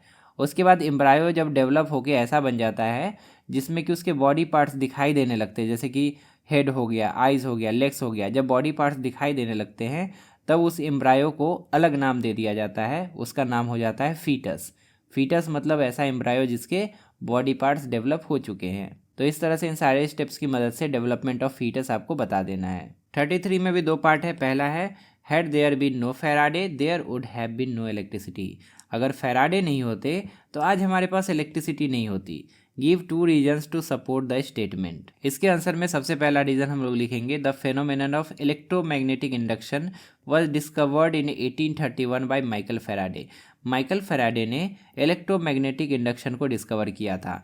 उन्होंने पता लगाया था कि अगर हम लोग एक सोलोनॉइड से मैग्नेट को बार बार आगे पीछे पास करवाएं तो इसमें करंट फ्लो करने लगता है और उस करंट की मदद से हम लोग बल्ब जला सकते हैं, हम लोग बल्ब को ग्लो करवा सकते हैं। दूसरे स्टेटमेंट में लिखेंगे this phenomenon is now the basis of production of almost all large scale electricity produced in the world. इसी कॉन्सेप्ट के बेसिस पे बड़े बड़े जो जनरेटर्स होते हैं, डायनमोज होते हैं, मोटर्स होते हैं, उनको बनाया जाता है और पूरी दुनिया में इलेक्ट्रिसिटी का प्रोडक्शन हो पाता है। तो ये 2 लाइन काफ़ी है फैराडे का इंपॉर्टेंस इस्टेब्लिश करने के लिए। दूसरा क्वेश्चन है draw an experimental setup to demonstrate Faraday's discovery. Faraday ने जो डिस्कवरी किया था इसको डेमोन्स्ट्रेट करने के लिए आपको एक एक्सपेरिमेंटल सेटअप अरेंज करके बताना है। इसके लिए आप ये डायग्राम बना लीजिएगा, इसमें एक मैग्नेट दिखा दीजिएगा, इधर सोलेनॉइड होगा, मतलब कॉपर वायर को इस तरह से लपेट देना है और एक कॉपर वायर से इधर बल्ब जोड़ देना है, दूसरे एंड से इधर बल्ब जोड़ देना है। अब जब आप मैग्नेट को आगे पीछे करेंगे इसमें तो बल्ब जो है ग्लो करने लगेगा, क्योंकि मैग्नेट के आगे पीछे करने से इससे रिलेटेड जो मैग्नेटिक फील्ड होगा उसमें बार बार चेंज आएगा और उस कारण से इसमें करंट फ्लो करेगा और बल्ब ग्लो करने लगेगा। ये वाला एक्सपेरिमेंट हम दिखाए थे ना कि यहाँ पे जैसे मैग्नेट को आगे पीछे करते हैं इस कॉइल में करंट फ्लो करने लगता है और इससे कनेक्टेड बल्ब जलने लगता है। इसी के बारे में फैराडे ने डिस्कवर किया था। अब देखिए इसका अल्टरनेटिव भी दिया है, क्योंकि पिछला वाला इमेज वाला क्वेश्चन था। Which phenomenon forms an underlying principle of all modern day generators and transformers. जितना भी जनरेटर और ट्रांसफार्मर होता है वो किसके प्रिंसिपल पर काम करता है, तो इसमें हमें आंसर में लिखना पड़ेगा फैराडेज इलेक्ट्रोमैग्नेटिक इंडक्शन। उसी के कॉन्सेप्ट पे, उसी प्रिंसिपल पे ये सारे डिवाइसेस जो होते हैं काम करते हैं। 33 का अल्टरनेटिव भी है observe the following setup for the electro refining of copper, identify any 3 errors in the arrangement. यहाँ पे कॉपर का इलेक्ट्रो रिफाइनिंग के लिए यहाँ पे प्लेट्स को लगाया गया है और यहाँ पे इसको एक सेल से जोड़ा गया है। इसमें गलत क्या है ये आपको बताना है। ध्यान से देखिए, हम आपको समझाते हैं कि इसमें गलती कैसे ढूंढे। ये वाला जो टर्मिनल है ना पॉजिटिव टर्मिनल है और ये वाला जो टर्मिनल है नेगेटिव टर्मिनल है। आपको पता होगा कि कॉपर जो है ना एक पॉजिटिव आयन है ना, कॉपर पॉजिटिव आयन। यहाँ पे कॉपर सल्फेट का सॉल्यूशन भरा जाना चाहिए। यहाँ पे कॉपर सल्फेट का सॉल्यूशन होता तभी यहाँ पे कॉपर आयन का प्रोडक्शन होता। तो सबसे पहला गलती तो ये मिल गया, यहाँ पे जिंक सल्फेट भर दिया है। दूसरा क्या गलती है, ध्यान से देखिए, कॉपर पॉजिटिव आयन है, अगर बाई चांस यहाँ पे कॉपर सल्फेट भर भी देता तो भी नहीं काम करता। क्यों? क्योंकि जब कॉपर पॉजिटिव आयन यहाँ पे क्रिएट होता करंट फ्लो करने के कारण, तो ये इस पर जाके डिपॉजिट हो जाता, सारे कॉपर आयन इस पर डिपॉजिट होने लगते और ये तो इम्प्योर कॉपर है। इम्प्योर कॉपर पर प्योर कॉपर डिपॉजिट होने लगता तो कैसे इलेक्ट्रो रिफाइनिंग होता। प्योर कॉपर तो प्योर वाले कॉपर पे ना डिपॉजिट होना चाहिए जो कि ऑलरेडी साफ है, यहाँ से कॉपर टूट टूट कर इस पर डिपॉजिट होना चाहिए। लेकिन इस केस में उल्टा होने लगेगा, यहाँ से कॉपर टूट टूट कर इस पर डिपॉजिट होने लगेगा, क्योंकि नेगेटिव टर्मिनल में इम्प्योर वाले को जोड़ दिया गया है। तो सबसे पहला करेक्शन हमें क्या करना पड़ेगा, इसको इधर जोड़ना पड़ेगा, इसको इधर। प्योर वाले को हमें नेगेटिव टर्मिनल में जोड़ना पड़ेगा और इम्प्योर वाले को पॉजिटिव में जोड़ना पड़ेगा, ताकि यहाँ से कॉपर टूट टूट कर इस वाले पे जाकर डिपॉजिट हो। इसके आंसर में हम लोग ये सब लिख सकते हैं, impure copper has been used as cathode, उसको कैथोड बना दिया गया है, but it should be connected to the positive terminal of the battery and used as anode. इसको पॉजिटिव से जोड़ा जाना चाहिए था और उसको एनोड बनाना चाहिए था। तो ये तो हम बताए, उल्टा जोड़ दिया गया है। दूसरा क्या है, pure copper has been used as anode, जैसे उसके बारे में बताया इम्प्योर कॉपर के बारे में, वैसे प्योर कॉपर के बारे में बताएंगे कि ये एनोड से जोड़ दिया गया है, लेकिन हमें इसको किससे जोड़ना पड़ेगा, नेगेटिव टर्मिनल से जोड़ना पड़ेगा, यानी कि कैथोड से जोड़ना पड़ेगा। ठीक है। और तीसरा क्या गलती है कि कॉपर सल्फेट का इस्तेमाल करना चाहिए था इलेक्ट्रोलाइट के रूप में। जिंक सल्फेट इस्तेमाल करने से इलेक्ट्रोप्लेटिंग नहीं, वहाँ क्या हो रहा था, इलेक्ट्रो रिफाइनिंग हो रहा था। तो जिंक सल्फेट का इस्तेमाल करने से इलेक्ट्रो रिफाइनिंग नहीं होने वाला है, वहाँ पे कॉपर सल्फेट का हमें इस्तेमाल करना पड़ेगा। इमेज वाला क्वेश्चन था तो अल्टरनेटिव क्वेश्चन भी दिया है, define the process of electro refining of copper. Copper का इलेक्ट्रो रिफाइनिंग कैसे किया जाता है आपको डिफाइन करना है।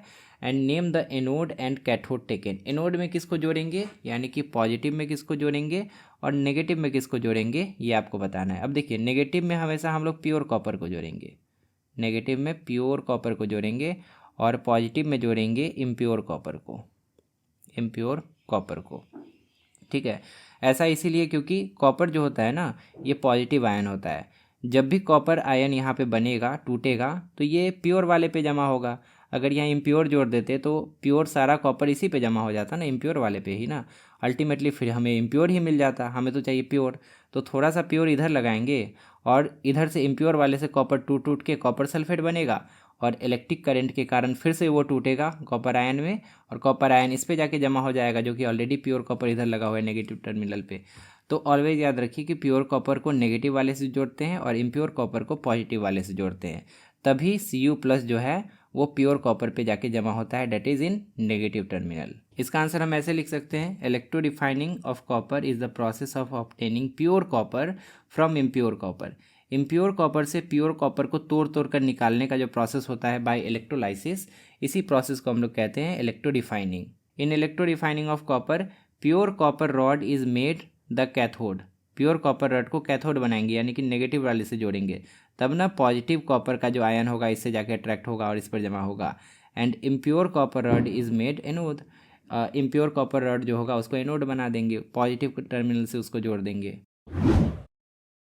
यहाँ से सेक्शन डी स्टार्ट होता है, जिसमें कि 5 मार्क्स वाले क्वेश्चंस पूछे गए हैं। सबसे पहला है give reasons for the following. इन सभी का रीज़न हमें बताना है। तो पहला है इसमें gymnast apply some coarse material on their hand. ये लोग अपने हाथ में, जिम्नास्ट जो होते हैं अपने हाथ में या तो बालू लगा लेते हैं सैंड, या तो चौक पाउडर लगा लेते हैं। ऐसा क्यों होता है? तो इसका रीज़न है कि फ्रिक्शन बढ़ाने के लिए, to increase friction and to have better grip on bars. ये इसका रीज़न हम लोग लिखेंगे। दूसरा है ball bearings are used in shaft of motors and dynamos. Motor में, डायनमो में, इवन जो साइकिल का व्हील होता है उसमें भी आप बॉल बेयरिंग देखेंगे। बॉल बेयरिंग ऐसा होता है, इसमें बॉल्स लगे होते हैं। तो इस बॉल बेयरिंग का इस्तेमाल क्यों किया जाता है? सोचिए अगर इस बॉल को यहाँ से निकाल दिया जाए तो ये इस पर स्लाइड करने लगेगा ना, स्लाइड करने लगेगा, घिसने लगेगा, तो फ्रिक्शन बढ़ जाएगा। तो इसके आंसर में क्या लिख सकते हैं कि बॉल बेयरिंग का इस्तेमाल करके हम लोग स्लाइडिंग फ्रिक्शन को रोलिंग फ्रिक्शन में बदल देते हैं, जिससे कि फ्रिक्शन काफ़ी रिड्यूस हो जाता है। वही लिखा है ball bearing are used in shafts of motor dynamos to reduce friction. इसको फ्रिक्शन को घटाने के लिए इस्तेमाल करते हैं। Compressed and purified air is used between moving parts. जो मूविंग पार्ट्स होता है होवरक्राफ्ट का, उसमें कंप्रेस्ड और प्यूरिफाइड एयर का इस्तेमाल क्यों किया जाता है? ऐसा इसीलिए किया जाता है ताकि फ्रिक्शन को रिड्यूस किया जा सके। ये ल्यूब्रिकेंट की तरह काम करता है मशीन्स में या होवरक्राफ्ट्स में। दूसरा क्वेश्चन है if you spill a bucket of soapy water on a marble floor accidentally, would it make it easier और more difficult for you to walk on the floor. Floor पर चलना आपके लिए मुश्किल हो जाएगा या आसान हो जाएगा अगर आप साबुन वाला पानी मार्बल वाले फ्लोर पे गिला देते हैं तो? Justify your answer with an explanation. आपको एक्सप्लेनेशन के साथ इसको जस्टिफाई करना है। बहुत आसान है। इट विल बी डिफ़िकल्ट, आपके लिए मुश्किल हो जाएगा। क्यों? क्योंकि अगर सोपी वाटर को हम लोग मार्बल फ्लोर पे गिरा देंगे तो वो फ्रिक्शन को रिड्यूस कर देगा, और जैसे फ्रिक्शन रिड्यूस होगा ग्रिप नहीं बन पाएगा और हम लोग फ्लोर पे फिसल कर गिर सकते हैं। 34 का ऑप्शनल क्वेश्चन भी यहाँ पे, जिसमें कि पहला है design an activity to show that fluid friction can be reduced by adjusting the shape of the body. अगर बॉडी के शेप को हम लोग एडजस्ट करें, उसको रीडिज़ाइन करें, तो फ्लूइड फ्रिक्शन को घटाया जा सकता है। आपको एक एक्टिविटी के थ्रू बताना है। इस एक्टिविटी को हम एक्सप्लेन कर देते हैं, जैसे यहाँ लिखा है आप वैसे भी लिख सकते हैं। इसके लिए सबसे पहले हमें एक एल्यूमिनियम फॉइल लेना होगा। एक हम लोग प्लेन ऐसे ही रखेंगे और एक को हम लोग रोल करके गोल बना लेंगे। अब इसको गिराइएगा, ये फटक से नीचे गिर जाएगा, लेकिन इसको गिराइएगा तो ये धीरे धीरे धीरे ऐसे ऐसे करके नीचे आराम आराम से गिरेगा। ऐसा क्यों हुआ? क्योंकि इसका जो शेप है ना छोटा हो गया, और इसका जो शेप है, ये इसका जो सरफेस एरिया है बहुत बड़ा है। इस कारण से इस पर ज़्यादा फ्लूइड फ्रिक्शन, हवा के कारण जो फ्रिक्शन लग रहा है वो भी फ्लूइड फ्रिक्शन हुआ ना, तो इस पर ज़्यादा फ्रिक्शन लग रहा है, जबकि इस पर कम फ्रिक्शन लग रहा है, इसीलिए ये जल्दी गिर जाएगा। तो इस एक्टिविटी से हमें पता चलता है कि जितना ज़्यादा सरफेस एरिया होगा उतना ही ज़्यादा एयर रेसिस्टेंस होगा और उससे स्पीड घट जाएगा। लेकिन अगर हम लोग क्रम्पल कर दे, उसको गोल बना दे, तो वो तेज़ी से नीचे गिरेगा, क्योंकि सरफेस एरिया घट गया और एयर के कारण लगने वाला फ्रिक्शन भी घट गया उससे। Two objects A and B of masses 50 units and 100 units respectively are moving on a rough surface. दो ऑब्जेक्ट्स हैं, दोनों एक रफ सरफेस पर मूव कर रहे हैं। Which of the two objects A और B will travel greater distance before coming to rest. कौन ज़्यादा दूर जाकर रुकेगा ये हमें बताना है, कौन ज़्यादा डिस्टेंस ट्रैवल करेगा और क्यों, इसका रीज़न भी हमें बताना है। तो देखिए, ज़्यादा डिस्टेंस तो कम मास वाला ऑब्जेक्ट ट्रैवल करेगा ना, क्योंकि जितना कम मास उतना ही कम फोर्स लगेगा दोनों सरफेस के बीच में, और जितना कम फोर्स लगेगा उतना ही कम फ्रिक्शनल फोर्स भी लगेगा। इसलिए लेस फ्रिक्शनल फोर्स के कारण लेस मास वाला बॉडी ज़्यादा दूर जाकर रुकेगा। वही चीज़ आंसर में हम लोग लिख सकते हैं। इसके आंसर में लिखेंगे object A will travel greater distance. Object A जो है ज़्यादा दूरी ट्रैवल करेगा because friction depends directly on force pressing the two surfaces together. दो सरफेस को कितने फोर्स से एक दूसरे के नज़दीक प्रेस किया जा रहा है इस पर डिपेंड करता है कि फ्रिक्शनल फोर्स कितना लगेगा। जिसका मास कम है उस पर फ्रिक्शनल फोर्स कम लगेगा, यानी कि ए जो है उस पर फ्रिक्शनल फोर्स कम लगेगा, ये ज़्यादा दूर ज़्यादा डिस्टेंस ट्रेवल कर पाएगा। Imagine you are writing a short script for a science skit titled the microbe marvel. आप एक साइंस स्किट लिख रहे हैं, एक नाटक लिख रहे हैं, आप उसके राइटर हैं और आप नाटक का नाम रखें द माइक्रोब मार्बल, मतलब आप माइक्रो ऑर्गेनिज्म से रिलेटेड कोई नाटक लिख रहे हैं। Explain the super power of friendly micro organism. जो फ्रेंडली माइक्रो ऑर्गेनिज्म है उनके सुपर पावर्स आपको एक्सप्लेन करने हैं इन 5 डिफरेंट फील्ड्स लाइक मेडिसिन में क्या सुपर पावर है माइक्रो ऑर्गेनिज्म का, फूड में ये कैसे हेल्प करते हैं, एग्रीकल्चर में कैसे, फ्यूल प्रोडक्शन में कैसे और इन्वायरमेंट में कैसे ये मदद करते हैं। इसका आंसर आप कुछ ऐसे लिख सकते हैं। सबसे पहला मेडिसिन, मेडिसिन में माइक्रो ऑर्गेनिज्म कैसे हेल्पफुल होता है, इसी की मदद से हम लोग एंटीबायोटिक्स बना पाते हैं और वैक्सीन बना पाते हैं। फूड में कैसे मदद करता है, इसी की मदद से हम लोग दही जमा पाते हैं, चीज़ बना पाते हैं और एल्कोहलिक बेवरेजेस बना पाते हैं। एग्रीकल्चर में कैसे मदद करता है, इसी की मदद से नाइट्रोजन फिक्सेशन हो पाता है। राइजोबियम के बारे में पढ़े थे ना, वो भी तो माइक्रो ऑर्गेनिज्म है, तो इसी की मदद से एग्रीकल्चर में भी हमें हेल्प मिलती है। उसके बाद है फोर्थ में क्या है, फ्यूल प्रोडक्शन, इसी की मदद से इथेनॉल बनाया जाता है। नितिन गडकरी का फेवरेट पानी, ये नितिन गडकरी यही पीता है दिन रात। और उसके बाद शुगर का फर्मेंटेशन भी किया जाता है। उसके बाद मीथेन बायोगैस रिएक्टर में जो बनता है वो भी माइक्रो ऑर्गेनिज्म की मदद से ही बनाया जाता है। उसके बाद नेक्स्ट है इन्वायरमेंट। इन्वायरमेंट में कैसे ये हेल्प करता है, ये हमारे इन्वायरमेंट को क्लीन करता है बाय डिकम्पोजिशन प्रोसेस। जितने भी डेड प्लांट्स होते हैं, डेड एनिमल्स होते हैं, उनको डिकम्पोज करने का काम हमारा माइक्रो ऑर्गेनिज्म ही करता है। तो इस तरह से इन पांचों फील्ड में वो हमारे लिए फ्रेंड्स की तरह होते हैं। 35 का ऑप्शनल क्वेश्चन भी है। Ravi notice that his mother uses different methods to preserve different food items. Ravi की माँ अलग अलग फूड आइटम्स को प्रिजर्व करने के लिए अलग अलग मेथड्स अपनाती है। अब आपको इसी से रिलेटेड क्वेश्चंस बताने हैं, क्या होगा इसका आंसर। पहला है name the methods use to preserve wheat and meat. Wheat और मीट को प्रिजर्व करने के लिए कौन सा मेथड अपनाया जाना चाहिए। तो पहला है व्हीट को प्रिजर्व करने के लिए हम सिंपली इसको ड्राई कर देंगे, इसको सुखा देंगे। और मीट को प्रिजर्व करने के लिए हम इसमें सॉल्ट मिला सकते हैं और इसको फ्रीज़र में डाल सकते हैं।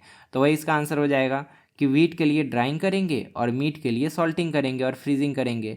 दूसरा क्या है, mention the principle behind the methods used in part A. Part A में यानी कि इन दोनों को प्रिजर्व करने के लिए हमने जो मेथड्स यूज़ किए उसके पीछे का सिद्धांत क्या है। आखिर इसको ड्राई करने से ऐसा क्या हो जाएगा और इसमें सॉल्ट और इसको फ्रीज में डालने से ऐसा क्या हो जाएगा जो ये ख़राब नहीं होगा। इसके आंसर में हम ऐसे लिख सकते हैं कि ड्राइंग करने से वाटर कंटेंट जो होता है कम हो जाता है, जिससे कि बैक्टीरियल ग्रोथ रुक जाता है। और सॉल्टिंग करने से क्या होता है, salting reduces water content sufficiently and prevents bacterial growth. नमक जो होता है ना पानी को एब्जॉर्ब कर लेता है और उससे मीट में जब पानी की मात्रा ही नहीं होगी तो वो बहुत लंबे समय तक अच्छा से बना रहेगा। तो यही इसके पीछे का प्रिंसिपल है। तीसरा है define food preservation. Food preservation क्या होता है, इसको डिफाइन करना है। तो हम लोग लिख सकते हैं food preservation it is a process of giving an appropriate physical और chemical treatment to food to prevent और स्लो डाउन इट्स स्पॉइलेज। हम लोग ऐसा फिजिकल और केमिकल ट्रीटमेंट करते हैं फूड के साथ जिससे कि इसका खराब होना रुक जाता है या स्लो डाउन हो जाता है। और चौथा है name one chemical and one natural preservative used in making pickles. एक केमिकल प्रिजर्वेटिव बताना है और एक नेचुरल प्रिजर्वेटिव बताना है जिससे कि अचार बनता है। अब केमिकल प्रिजर्वेटिव में आप सोडियम बेंजोएट लिख सकते हैं, पोटेशियम मेटाबाइसल्फाइड लिख सकते हैं या एसिटिक एसिड लिख सकते हैं। और नेचुरल प्रिजर्वेटिव में आप सॉल्ट लिख सकते हैं। क्वेश्चन नंबर 36 में भी दो पार्ट्स हैं। पहला है suggest one method is to control fire in the following situations. आग अगर बुझाना है तो इन सिचुएशंस में हमें क्या करना चाहिए। सबसे पहला, cloth of a person catch fire. एक आदमी के कपड़े में आग लग जाती है तो हमें क्या करना चाहिए, हमें सबसे पहले एक ब्लैंकेट लेना चाहिए और उसको पूरे चारों तरफ से उसको लपेट देना चाहिए। एयर का सप्लाई कट ऑफ होगा, आग बुझ जाएगी। दूसरा है fire produced by petrol at petrol pump. Petrol pump में आग लग जाती है, वहाँ पे जो आग लगी है उसको कैसे बुझाएंगे, हम लोग उस पर सैंड फेंकेंगे। जैसे सैंड फेंकेंगे उस पर एक ब्लैंकेट बन जाएगा, एयर का सप्लाई कट ऑफ होगा और वो बुझ जाएगा। पानी क्यों नहीं फेंकेंगे, पानी इसीलिए नहीं फेंकेंगे क्योंकि अगर पेट्रोल पे पानी फेंक दिया गया तो पानी जो है नीचे गिरेगा, पानी हैवी होने के कारण नीचे चले जाएगा और पेट्रोल तेज़ी से ऊपर छिलक जाएगा और उसमें और खतरनाक आग लग जाएगी, तो ऐसा हम लोग नहीं करेंगे।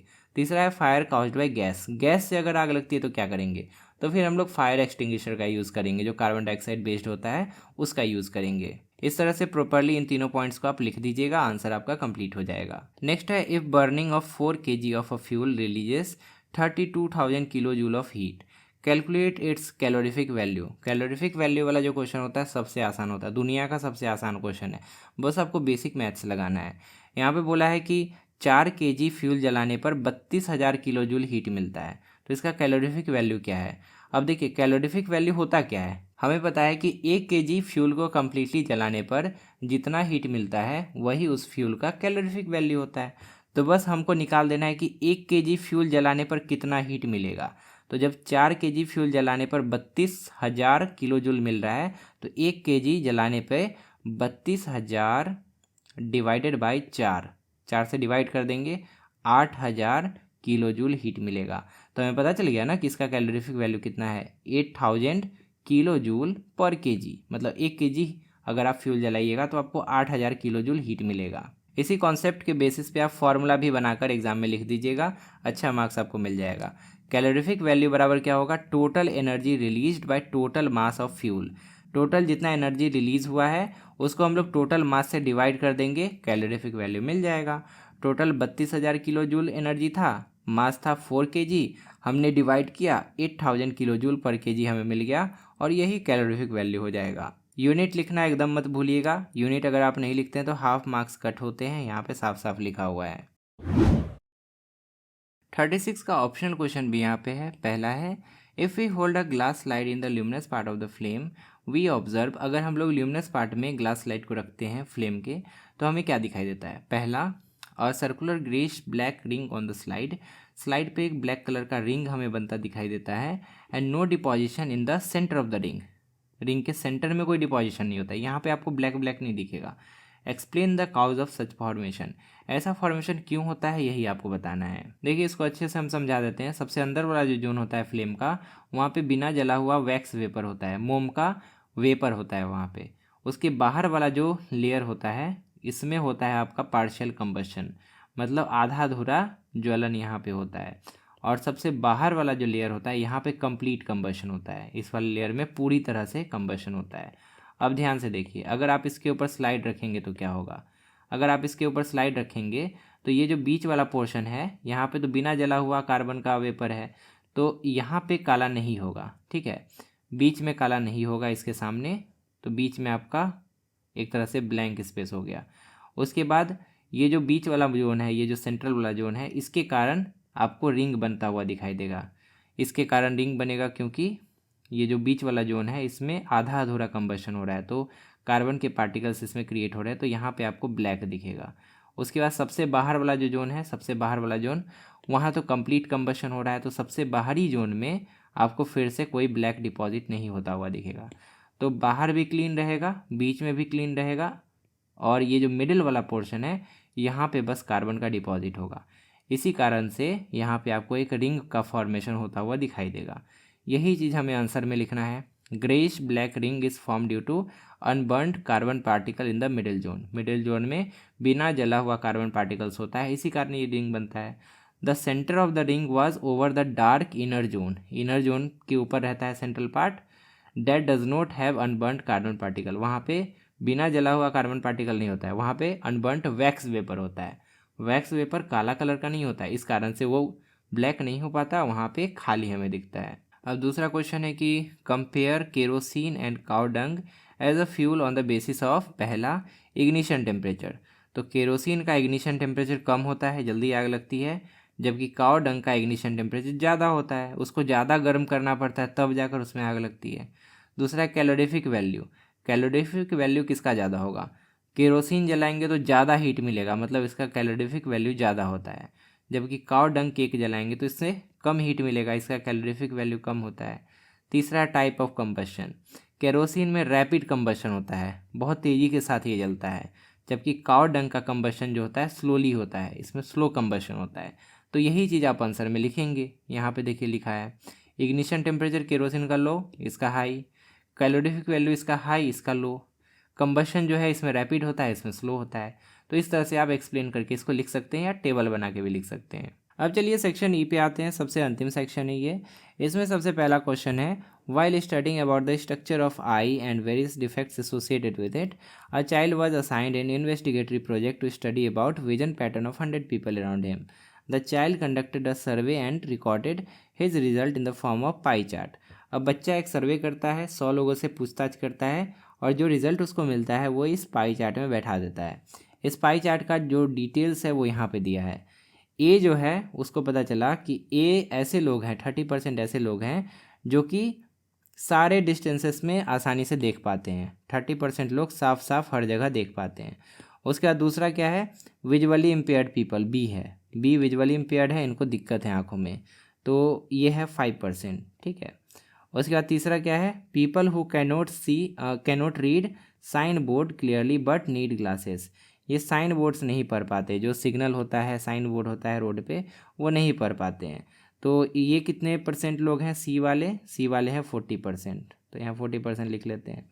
और डी जो है, people who cannot read newspaper clearly but need glasses, ये न्यूज़पेपर नहीं पढ़ पाते हैं लेकिन इनको चश्मा चाहिए तब ये पढ़ लेंगे, तो ऐसे लोगों की संख्या 25% है। पूरा डेटा हमने पाई चार्ट से यहाँ पे लिख लिया। अब चलिए क्वेश्चंस को आंसर करते हैं। पहला क्वेश्चन क्या है, name the defect of eye that 40% people are suffering from.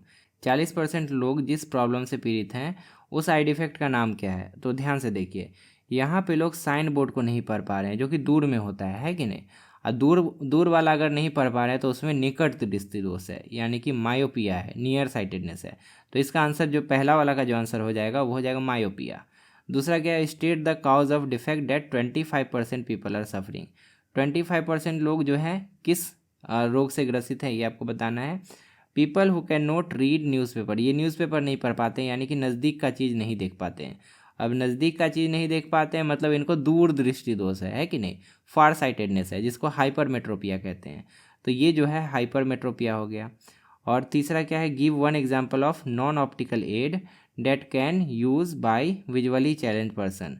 एक एग्जाम्पल आपको बताना है नॉन ऑप्टिकल एड का, यानी कि लेंस वेंस नहीं लगाना है, नॉन ऑप्टिकल, ठीक है, जिससे कि विजुअली चैलेंज लोग जो हैं वो उसका इस्तेमाल कर सकते हैं। तो इसके लिए आप ऑडिटरी जो डिवाइसेस होते हैं उसका एग्जाम्पल भी लिख सकते हैं, ब्रेल लिपि जो होती है उसका एग्जाम्पल भी इसमें लिख सकते हैं। आंसर की के आंसर ये सारे हैं, आप इसको भी रीड कर लीजिएगा, इससे भी आपको बहुत सारा रिलेटेड एग्जाम्पल्स मिल जाएगा। 37 का ही 4 और 5 है, the lens that can be use as correcting glass for the correction of defect near sightedness. निकट दृष्टि दोष यानी कि मायोपिया, जिसमें कि दूर का नहीं दिखता है, ऐसे दोष को ठीक करने के लिए कौन सा लेंस लगाते हैं। तो देखिए इसमें होता क्या है, हमारा जो लेंस है ना ये ज़्यादा कर्व हो जाता है, या हमारा जो आई बॉल है एलोंगेट हो जाता है, जिससे कि इमेज जो है ये बहुत नज़दीक में बनने लगता है। अब इसको ठीक करने के लिए क्या करेंगे, इसका अपोजिट वाला लेंस लगाएंगे, तो ये थोड़ा सा फैला देगा, है ना, पहले ये थोड़ा सा फैला देगा जिससे कि आगे जाके ये कटने लगेगा और यहाँ पे इमेज का फॉर्मेशन होने लगेगा। तो हम लोग इसके लिए क्या करेंगे, कॉनकेव लेंस का यूज़ करेंगे। ऑप्शन ए जो है यहाँ पे करेक्ट होगा। नेक्स्ट है, give one example of optical aid which enhance vision in people with visual limitation. जिन लोगों में विजुअल लिमिटेशन होता है ना, उनके रेटिना पे सही से इमेज बन ही नहीं पाता है, इस कारण से हम लोग यहाँ पे टेलीस्कोपिक एड्स का यूज़ करते हैं। तो यहाँ पे इसका आंसर हो जाएगा टेलीस्कोपिक एड्स। 37 का 1 और 2 के लिए अल्टरनेटिव क्वेश्चन भी है। 1 के लिए है, name the defect of eye in which person can not see far away objects. दूर का चीज़ अगर नहीं देख पा रहा है तो उसको नियर साइटेडनेस कहते हैं, और उसका दूसरा नाम है मायोपिया, तो इसका आंसर हो जाएगा मायोपिया। दूसरा है, state the cause of hypermetropia. Hypermetropia का कारण क्या होता है, तो हाइपरमेट्रोपिया में ना या तो हमारा लेंस फ्लैट हो जाता है या तो हमारा आई बॉल जो है शॉर्ट हो जाता है, जिससे कि जो इमेज है ये रेटिना से दूर बनने लगता है, मतलब लेंस से दूर बनने लगता है, रेटिना से आगे जाके बनने लगता है। तो इस केस को ही हम लोग कहते हैं हाइपरमेट्रोपिया। अब इसको ठीक करने के लिए क्या करेंगे, एक ऐसा ही एक और लेंस लगा देंगे, तो थोड़ा सा ये मोड़ देगा, है ना, और थोड़ा सा ये मोड़ देगा, तो इस कारण से यहाँ पे इमेज का फॉर्मेशन होने लगेगा। क्वेश्चन नंबर 38 में बताया गया है कि एक टीचर जो है एक एक्सपेरिमेंट कर रहे हैं क्लास में। बिगिनिंग में वो क्या करते हैं कि 50 ml वाटर लेते हैं एक बीकर में और उसमें सिल्वर नाइट्रेट का सॉल्ट मिलाते हैं, ठीक है, सिल्वर नाइट्रेट उन्होंने उस बीकर में मिला दिया, जिससे कि एक ट्रांसपेरेंट सॉल्यूशन बना। उस सॉल्यूशन के आर पार दिख रहा है, उसका कोई रंग नहीं है। अब क्या होता है कि next a copper wire was introduce, उसमें एक कॉपर वायर को डाला जाता है, ठीक, जिससे कि एक रिएक्शन स्टार्ट हो जाता है, और उस रिएक्शन के कारण उस सॉल्यूशन का कलर बदल जाता है। अब इसमें आपसे पूछा है कि define the reaction taking place in the above case. यहाँ पे कौन सा रिएक्शन हो रहा है ये आपको बताना है। तो देखिए जो बीकर था उसमें सिल्वर नाइट्रेट का सॉल्यूशन था और उसमें कॉपर को मिलाया गया। रिएक्टिविटी सीरीज आपको पता होगा। रिएक्टिविटी सीरीज से हमें पता है कि सिल्वर जो है लेस रिएक्टिव है, कॉपर ज़्यादा रिएक्टिव है। तो जैसे ही सिल्वर नाइट्रेट के सॉल्यूशन में कॉपर को डालेंगे तो कॉपर जो है सिल्वर को रिप्लेस करने लगेगा। सिल्वर को बोलेगा निकल, तुम कम रिएक्टिव हो, तुम निकलो, मैं ज़्यादा रिएक्टिव हूँ, मैं रिएक्शन करूँगा और मैं कॉपर नाइट्रेट बनाऊंगा। इस तरह के रिएक्शन को हम लोग क्या कहते हैं? इस तरह के रिएक्शन को कहते हैं डिस्प्लेसमेंट रिएक्शन। वन का आंसर हम लोग ऐसे लिख सकते हैं कि इसमें डिस्प्लेसमेंट रिएक्शन होगा, a reaction in which a more reactive metal displaces the lesser reactive metal from aqueous solution of its salt is called displacement reaction. समझ गए? दूसरा क्या है? List any two changes observed in beaker after addition of copper. Copper wire मिलाने के बाद इसमें क्या दो चेंजेस होंगे ये आपको बताने हैं। तो सबसे पहला चेंज होगा solution turns colourless to blue. Colourless से ब्लू हो जाएगा क्योंकि ये सिल्वर नाइट्रेट जो कि कलरलेस होता है उससे कॉपर नाइट्रेट बन गया जो कि ब्लू कलर का होता है। दूसरा क्या होगा? Silver deposition. सिल्वर जो है डिपॉजिट होने लगेगा कॉपर वायर के ऊपर और कॉपर जो है सॉल्यूशन में घुलने लगेगा। तीसरा है write a balanced chemical equation for the reaction taking place in the beaker. ये रहा आपका बैलेंस्ड केमिकल इक्वेशन। यहाँ पे सिल्वर नाइट्रेट का फॉर्मूला आपको पता होना चाहिए और कॉपर नाइट्रेट का फॉर्मूला आपको पता होना चाहिए। सिल्वर नाइट्रेट को हमने कॉपर से मिलाया तो कॉपर ने सिल्वर को रिप्लेस कर दिया, कॉपर नाइट्रेट बन गया और सिल्वर अलग हो गया। अब बैलेंस करने का क्या तरीका है वो हम लोग चैप्टर डिस्कशन में पढ़े थे। हम लोग सिंपली क्या करते हैं कि दोनों साइड हर एटम, जितना भी एटम है ना, जितना भी एलिमेंट है, सबकी संख्या को बराबर करते हैं। जैसे कि इस साइड कॉपर कितना है? इस साइड कॉपर 1 है तो उस साइड भी देखिए कॉपर 1 है। इस साइड नाइट्रोजन कितना है? नाइट्रोजन इस साइड 2 है क्योंकि 2 मल्टीप्लायर है ना यहाँ पे, तो नाइट्रोजन 2 हो गया। इधर भी देखिए नाइट्रोजन 2 है, नाइट्रोजन का मल्टीप्लायर 2 है। तो इस तरह से हर एटम को आप मिला लीजिए, दोनों साइड में सेम संख्या है उनकी। हमें इसी तरह से बैलेंस करना पड़ता है मल्टीप्लायर्स लगा लगा के। What will happen if we replace silver nitrate solution with the iron sulphate solution. अगर सिल्वर नाइट्रेट सॉल्यूशन की जगह आयरन सल्फेट मिला दिया जाए तब क्या होगा और उसमें कॉपर को डाला जाए तो कॉपर जो है आयरन को डिस्प्लेस नहीं कर पाएगा क्योंकि आयरन कॉपर से भी ज़्यादा रिएक्टिव है। ऑलरेडी उसमें मोर रिएक्टिव मिला हुआ है तो वो लेस रिएक्टिव उसको कैसे हटा पाएगा। नेक्स्ट है the correct arrangement for the given metal in increasing order of reactivity. Increasing order reactivity के बेसिस पे यहाँ पे बताना है कि करेक्ट अरेंजमेंट कौन सा है। यहाँ पे ऑप्शन ए में दिया है सिल्वर सबसे कम रिएक्टिव, उससे ज़्यादा कॉपर, उससे ज़्यादा जिंक, उससे ज़्यादा मैग्नीशियम। ये पहला ही वाला यहाँ पे सही दिया है तो ऑप्शन ए यहाँ पे करेक्ट हो जाएगा। लास्ट क्वेश्चन है क्वेश्चन नंबर 39। इसमें बताया है Priya and Anil are expecting their first child. Priya a science teacher explains to her curious nephew how the baby's sex will be determined. She mentions that human cells contain 23 pairs of chromosome. Human के cell में 23 pair of chromosome होते हैं जिसमें कि total 46 chromosome हो गए। And among these 23rd pair, जो सबसे अंतिम वाला 23rd पेयर होता है, वही डिटरमाइन करता है कि बेबी जो है वो बॉय होगा या गर्ल होगी। The combination of these chromosomes at fertilisation decides the baby sex. जब फर्टिलाइजेशन होता है तो सबसे अंतिम जो क्रोमोजोम है 23rd पेयर ऑफ क्रोमोजोम, यही डिसाइड करता है कि बेबी गर्ल होगी या बेबी बॉय होगा। डिस्पाइट हर scientific explanation some family members wrongly blame the mother for the child sex. जो फैमिली मेम्बर्स थे वो मदर को ही ब्लेम कर रहे थे कि मदर ही रिस्पॉन्सिबल होती है। Priya uses this opportunity to explain the science behind it to create awareness and challenge this social bias. Priya क्या करती है? साइंस की मदद से समझाना चाहती है कि ऐसा नहीं है, एक्चुअल में फादर रिस्पॉन्सिबल होते हैं। यहाँ पे एक डायग्राम भी बना है जिसमें बताया जा रहा है कि फादर का जो 23rd पेयर ऑफ क्रोमोजोम होता है उसमें एक्स भी होता है और वाई भी होता है, जबकि मदर का जो 23rd पेयर ऑफ क्रोमोजोम होता है उसमें दोनों का दोनों एक्स ही होता है। अगर फादर का एक्स क्रोमोजोम और मदर का भी एक्स क्रोमोजोम मिल जाएगा तो जो सेल बनेगा उसमें दोनों एक्स एक्स ही होंगे और ये फीमेल चाइल्ड को जन्म देंगे क्योंकि फीमेल्स में दोनों के दोनों एक्स होते हैं। और अगर फादर का वाई और मदर का एक्स मिल गया तो एक्स वाई क्रोमोजोम वाला चाइल्ड जन्म लेगा और एक्स वाई किस में होता है? मेल्स में होता है। अब चलिए यहाँ पे क्वेश्चंस को आंसर करते हैं। सबसे पहला क्वेश्चन है out of 46 chromosomes 44 chromosomes are called dash. 46 में से 44 को क्या कहते हैं? तो 44 को हम लोग कहते हैं ऑटोसोम्स। तो यहाँ पे आंसर में लिख देंगे autosomes. The chromosome mother contribute to child as. Mother किस क्रोमोजोम को कंट्रीब्यूट करती है? तो मदर के पास तो केवल एक्स ही होता है तो मदर तो एक्स ही कंट्रीब्यूट कर सकती है, तो यहाँ पे एक्स बनेंगे। नेक्स्ट है what combination of sex chromosome will result in birth of boy. Boy अगर जन्म ले रहा है तो उसमें क्रोमोजोम्स का क्या कॉम्बिनेशन होगा, तो मदर का एक्स होगा और फादर का वाई होगा, तो एक्स वाई कॉम्बिनेशन होगा। नेक्स्ट है, is it scientifically correct to blame mother for sex of the child, क्या मदर को ब्लेम करना सही है? तो देखिए, मदर को ब्लेम करना सही नहीं है, क्योंकि मदर के पास एक ही चीज़ है, वो एक्स ही प्रोवाइड कर सकते हैं। उनके पास जो 23rd पेयर ऑफ क्रोमोजोम है दोनों के दोनों एक्स ही हैं, जबकि फादर के पास जो 23rd पेयर है उसमें एक्स भी है और वाई भी है। तो फादर का कौन सा क्रोमोजोम कंबाइन हो रहा है विथ ओवम, इस पर ना डिपेंड करता है कि बेबी बॉय होगा या बेबी गर्ल होगा। तो कम्प्लीटली फादर ही रिस्पॉन्सिबल है। अगर एक्स और एक्स मिला तो गर्ल, और वाई और एक्स मिला तो बॉय। तो इसके आंसर में लिख सकते हैं no, because mother contributes only X chromosome whereas father contribute इधर एक्स और वाई क्रोमोजोम। फादर के पास ऑप्शन होता है कि वो एक्स या वाई दोनों में से कोई एक कंट्रीब्यूट कर सकते हैं, मदर के पास ऑप्शन ही नहीं होता है। लास्ट है, predict the gender of spring in the given figure. अब यहाँ पे ये जो फिगर हमें दिया है इसमें जो ऑफ स्प्रिंग आएगा इसका जेंडर क्या होगा। तो देखिए, फादर का एक्स है और मदर का भी एक्स है, मतलब एक्स एक्स क्रोमोजोम। और एक्स एक्स किसका होता है, एक्स एक्स होता है फीमेल का, मदर का भी एक्स एक्स है ना, तो एक्स एक्स होता है फीमेल का, इसलिए इसका आंसर क्या हो जाएगा, इसका आंसर हो जाएगा फीमेल चाइल्ड, जो कि यहाँ पे लिखा भी है फीमेल। अब इसका अल्टरनेटिव क्वेश्चन भी यहाँ पे है, name the process that result in the formation of zygote. Zygote का फॉर्मेशन किस प्रोसेस के द्वारा होता है, तो हम आपको पढ़ाए थे कि जब ओवम और स्पर्म दोनों मिलता है तो दोनों का फर्टिलाइजेशन हो जाता है, दोनों एक दूसरे में फ्यूज़ कर जाते हैं, इस प्रोसेस को फर्टिलाइजेशन कहते हैं।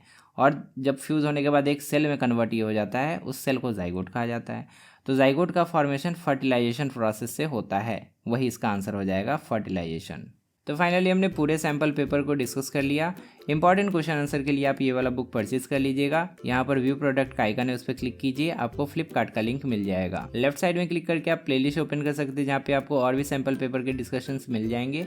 और राइट साइड में क्लिक करके आप अगला वीडियो देख सकते हैं। फिलहाल इस वीडियो में इतना ही, मिलता है अगली क्लास में एक और सैम्पल पेपर के साथ। तब तक के लिए अपना ध्यान रखिए और अच्छे से पढ़ाई करते रहिए।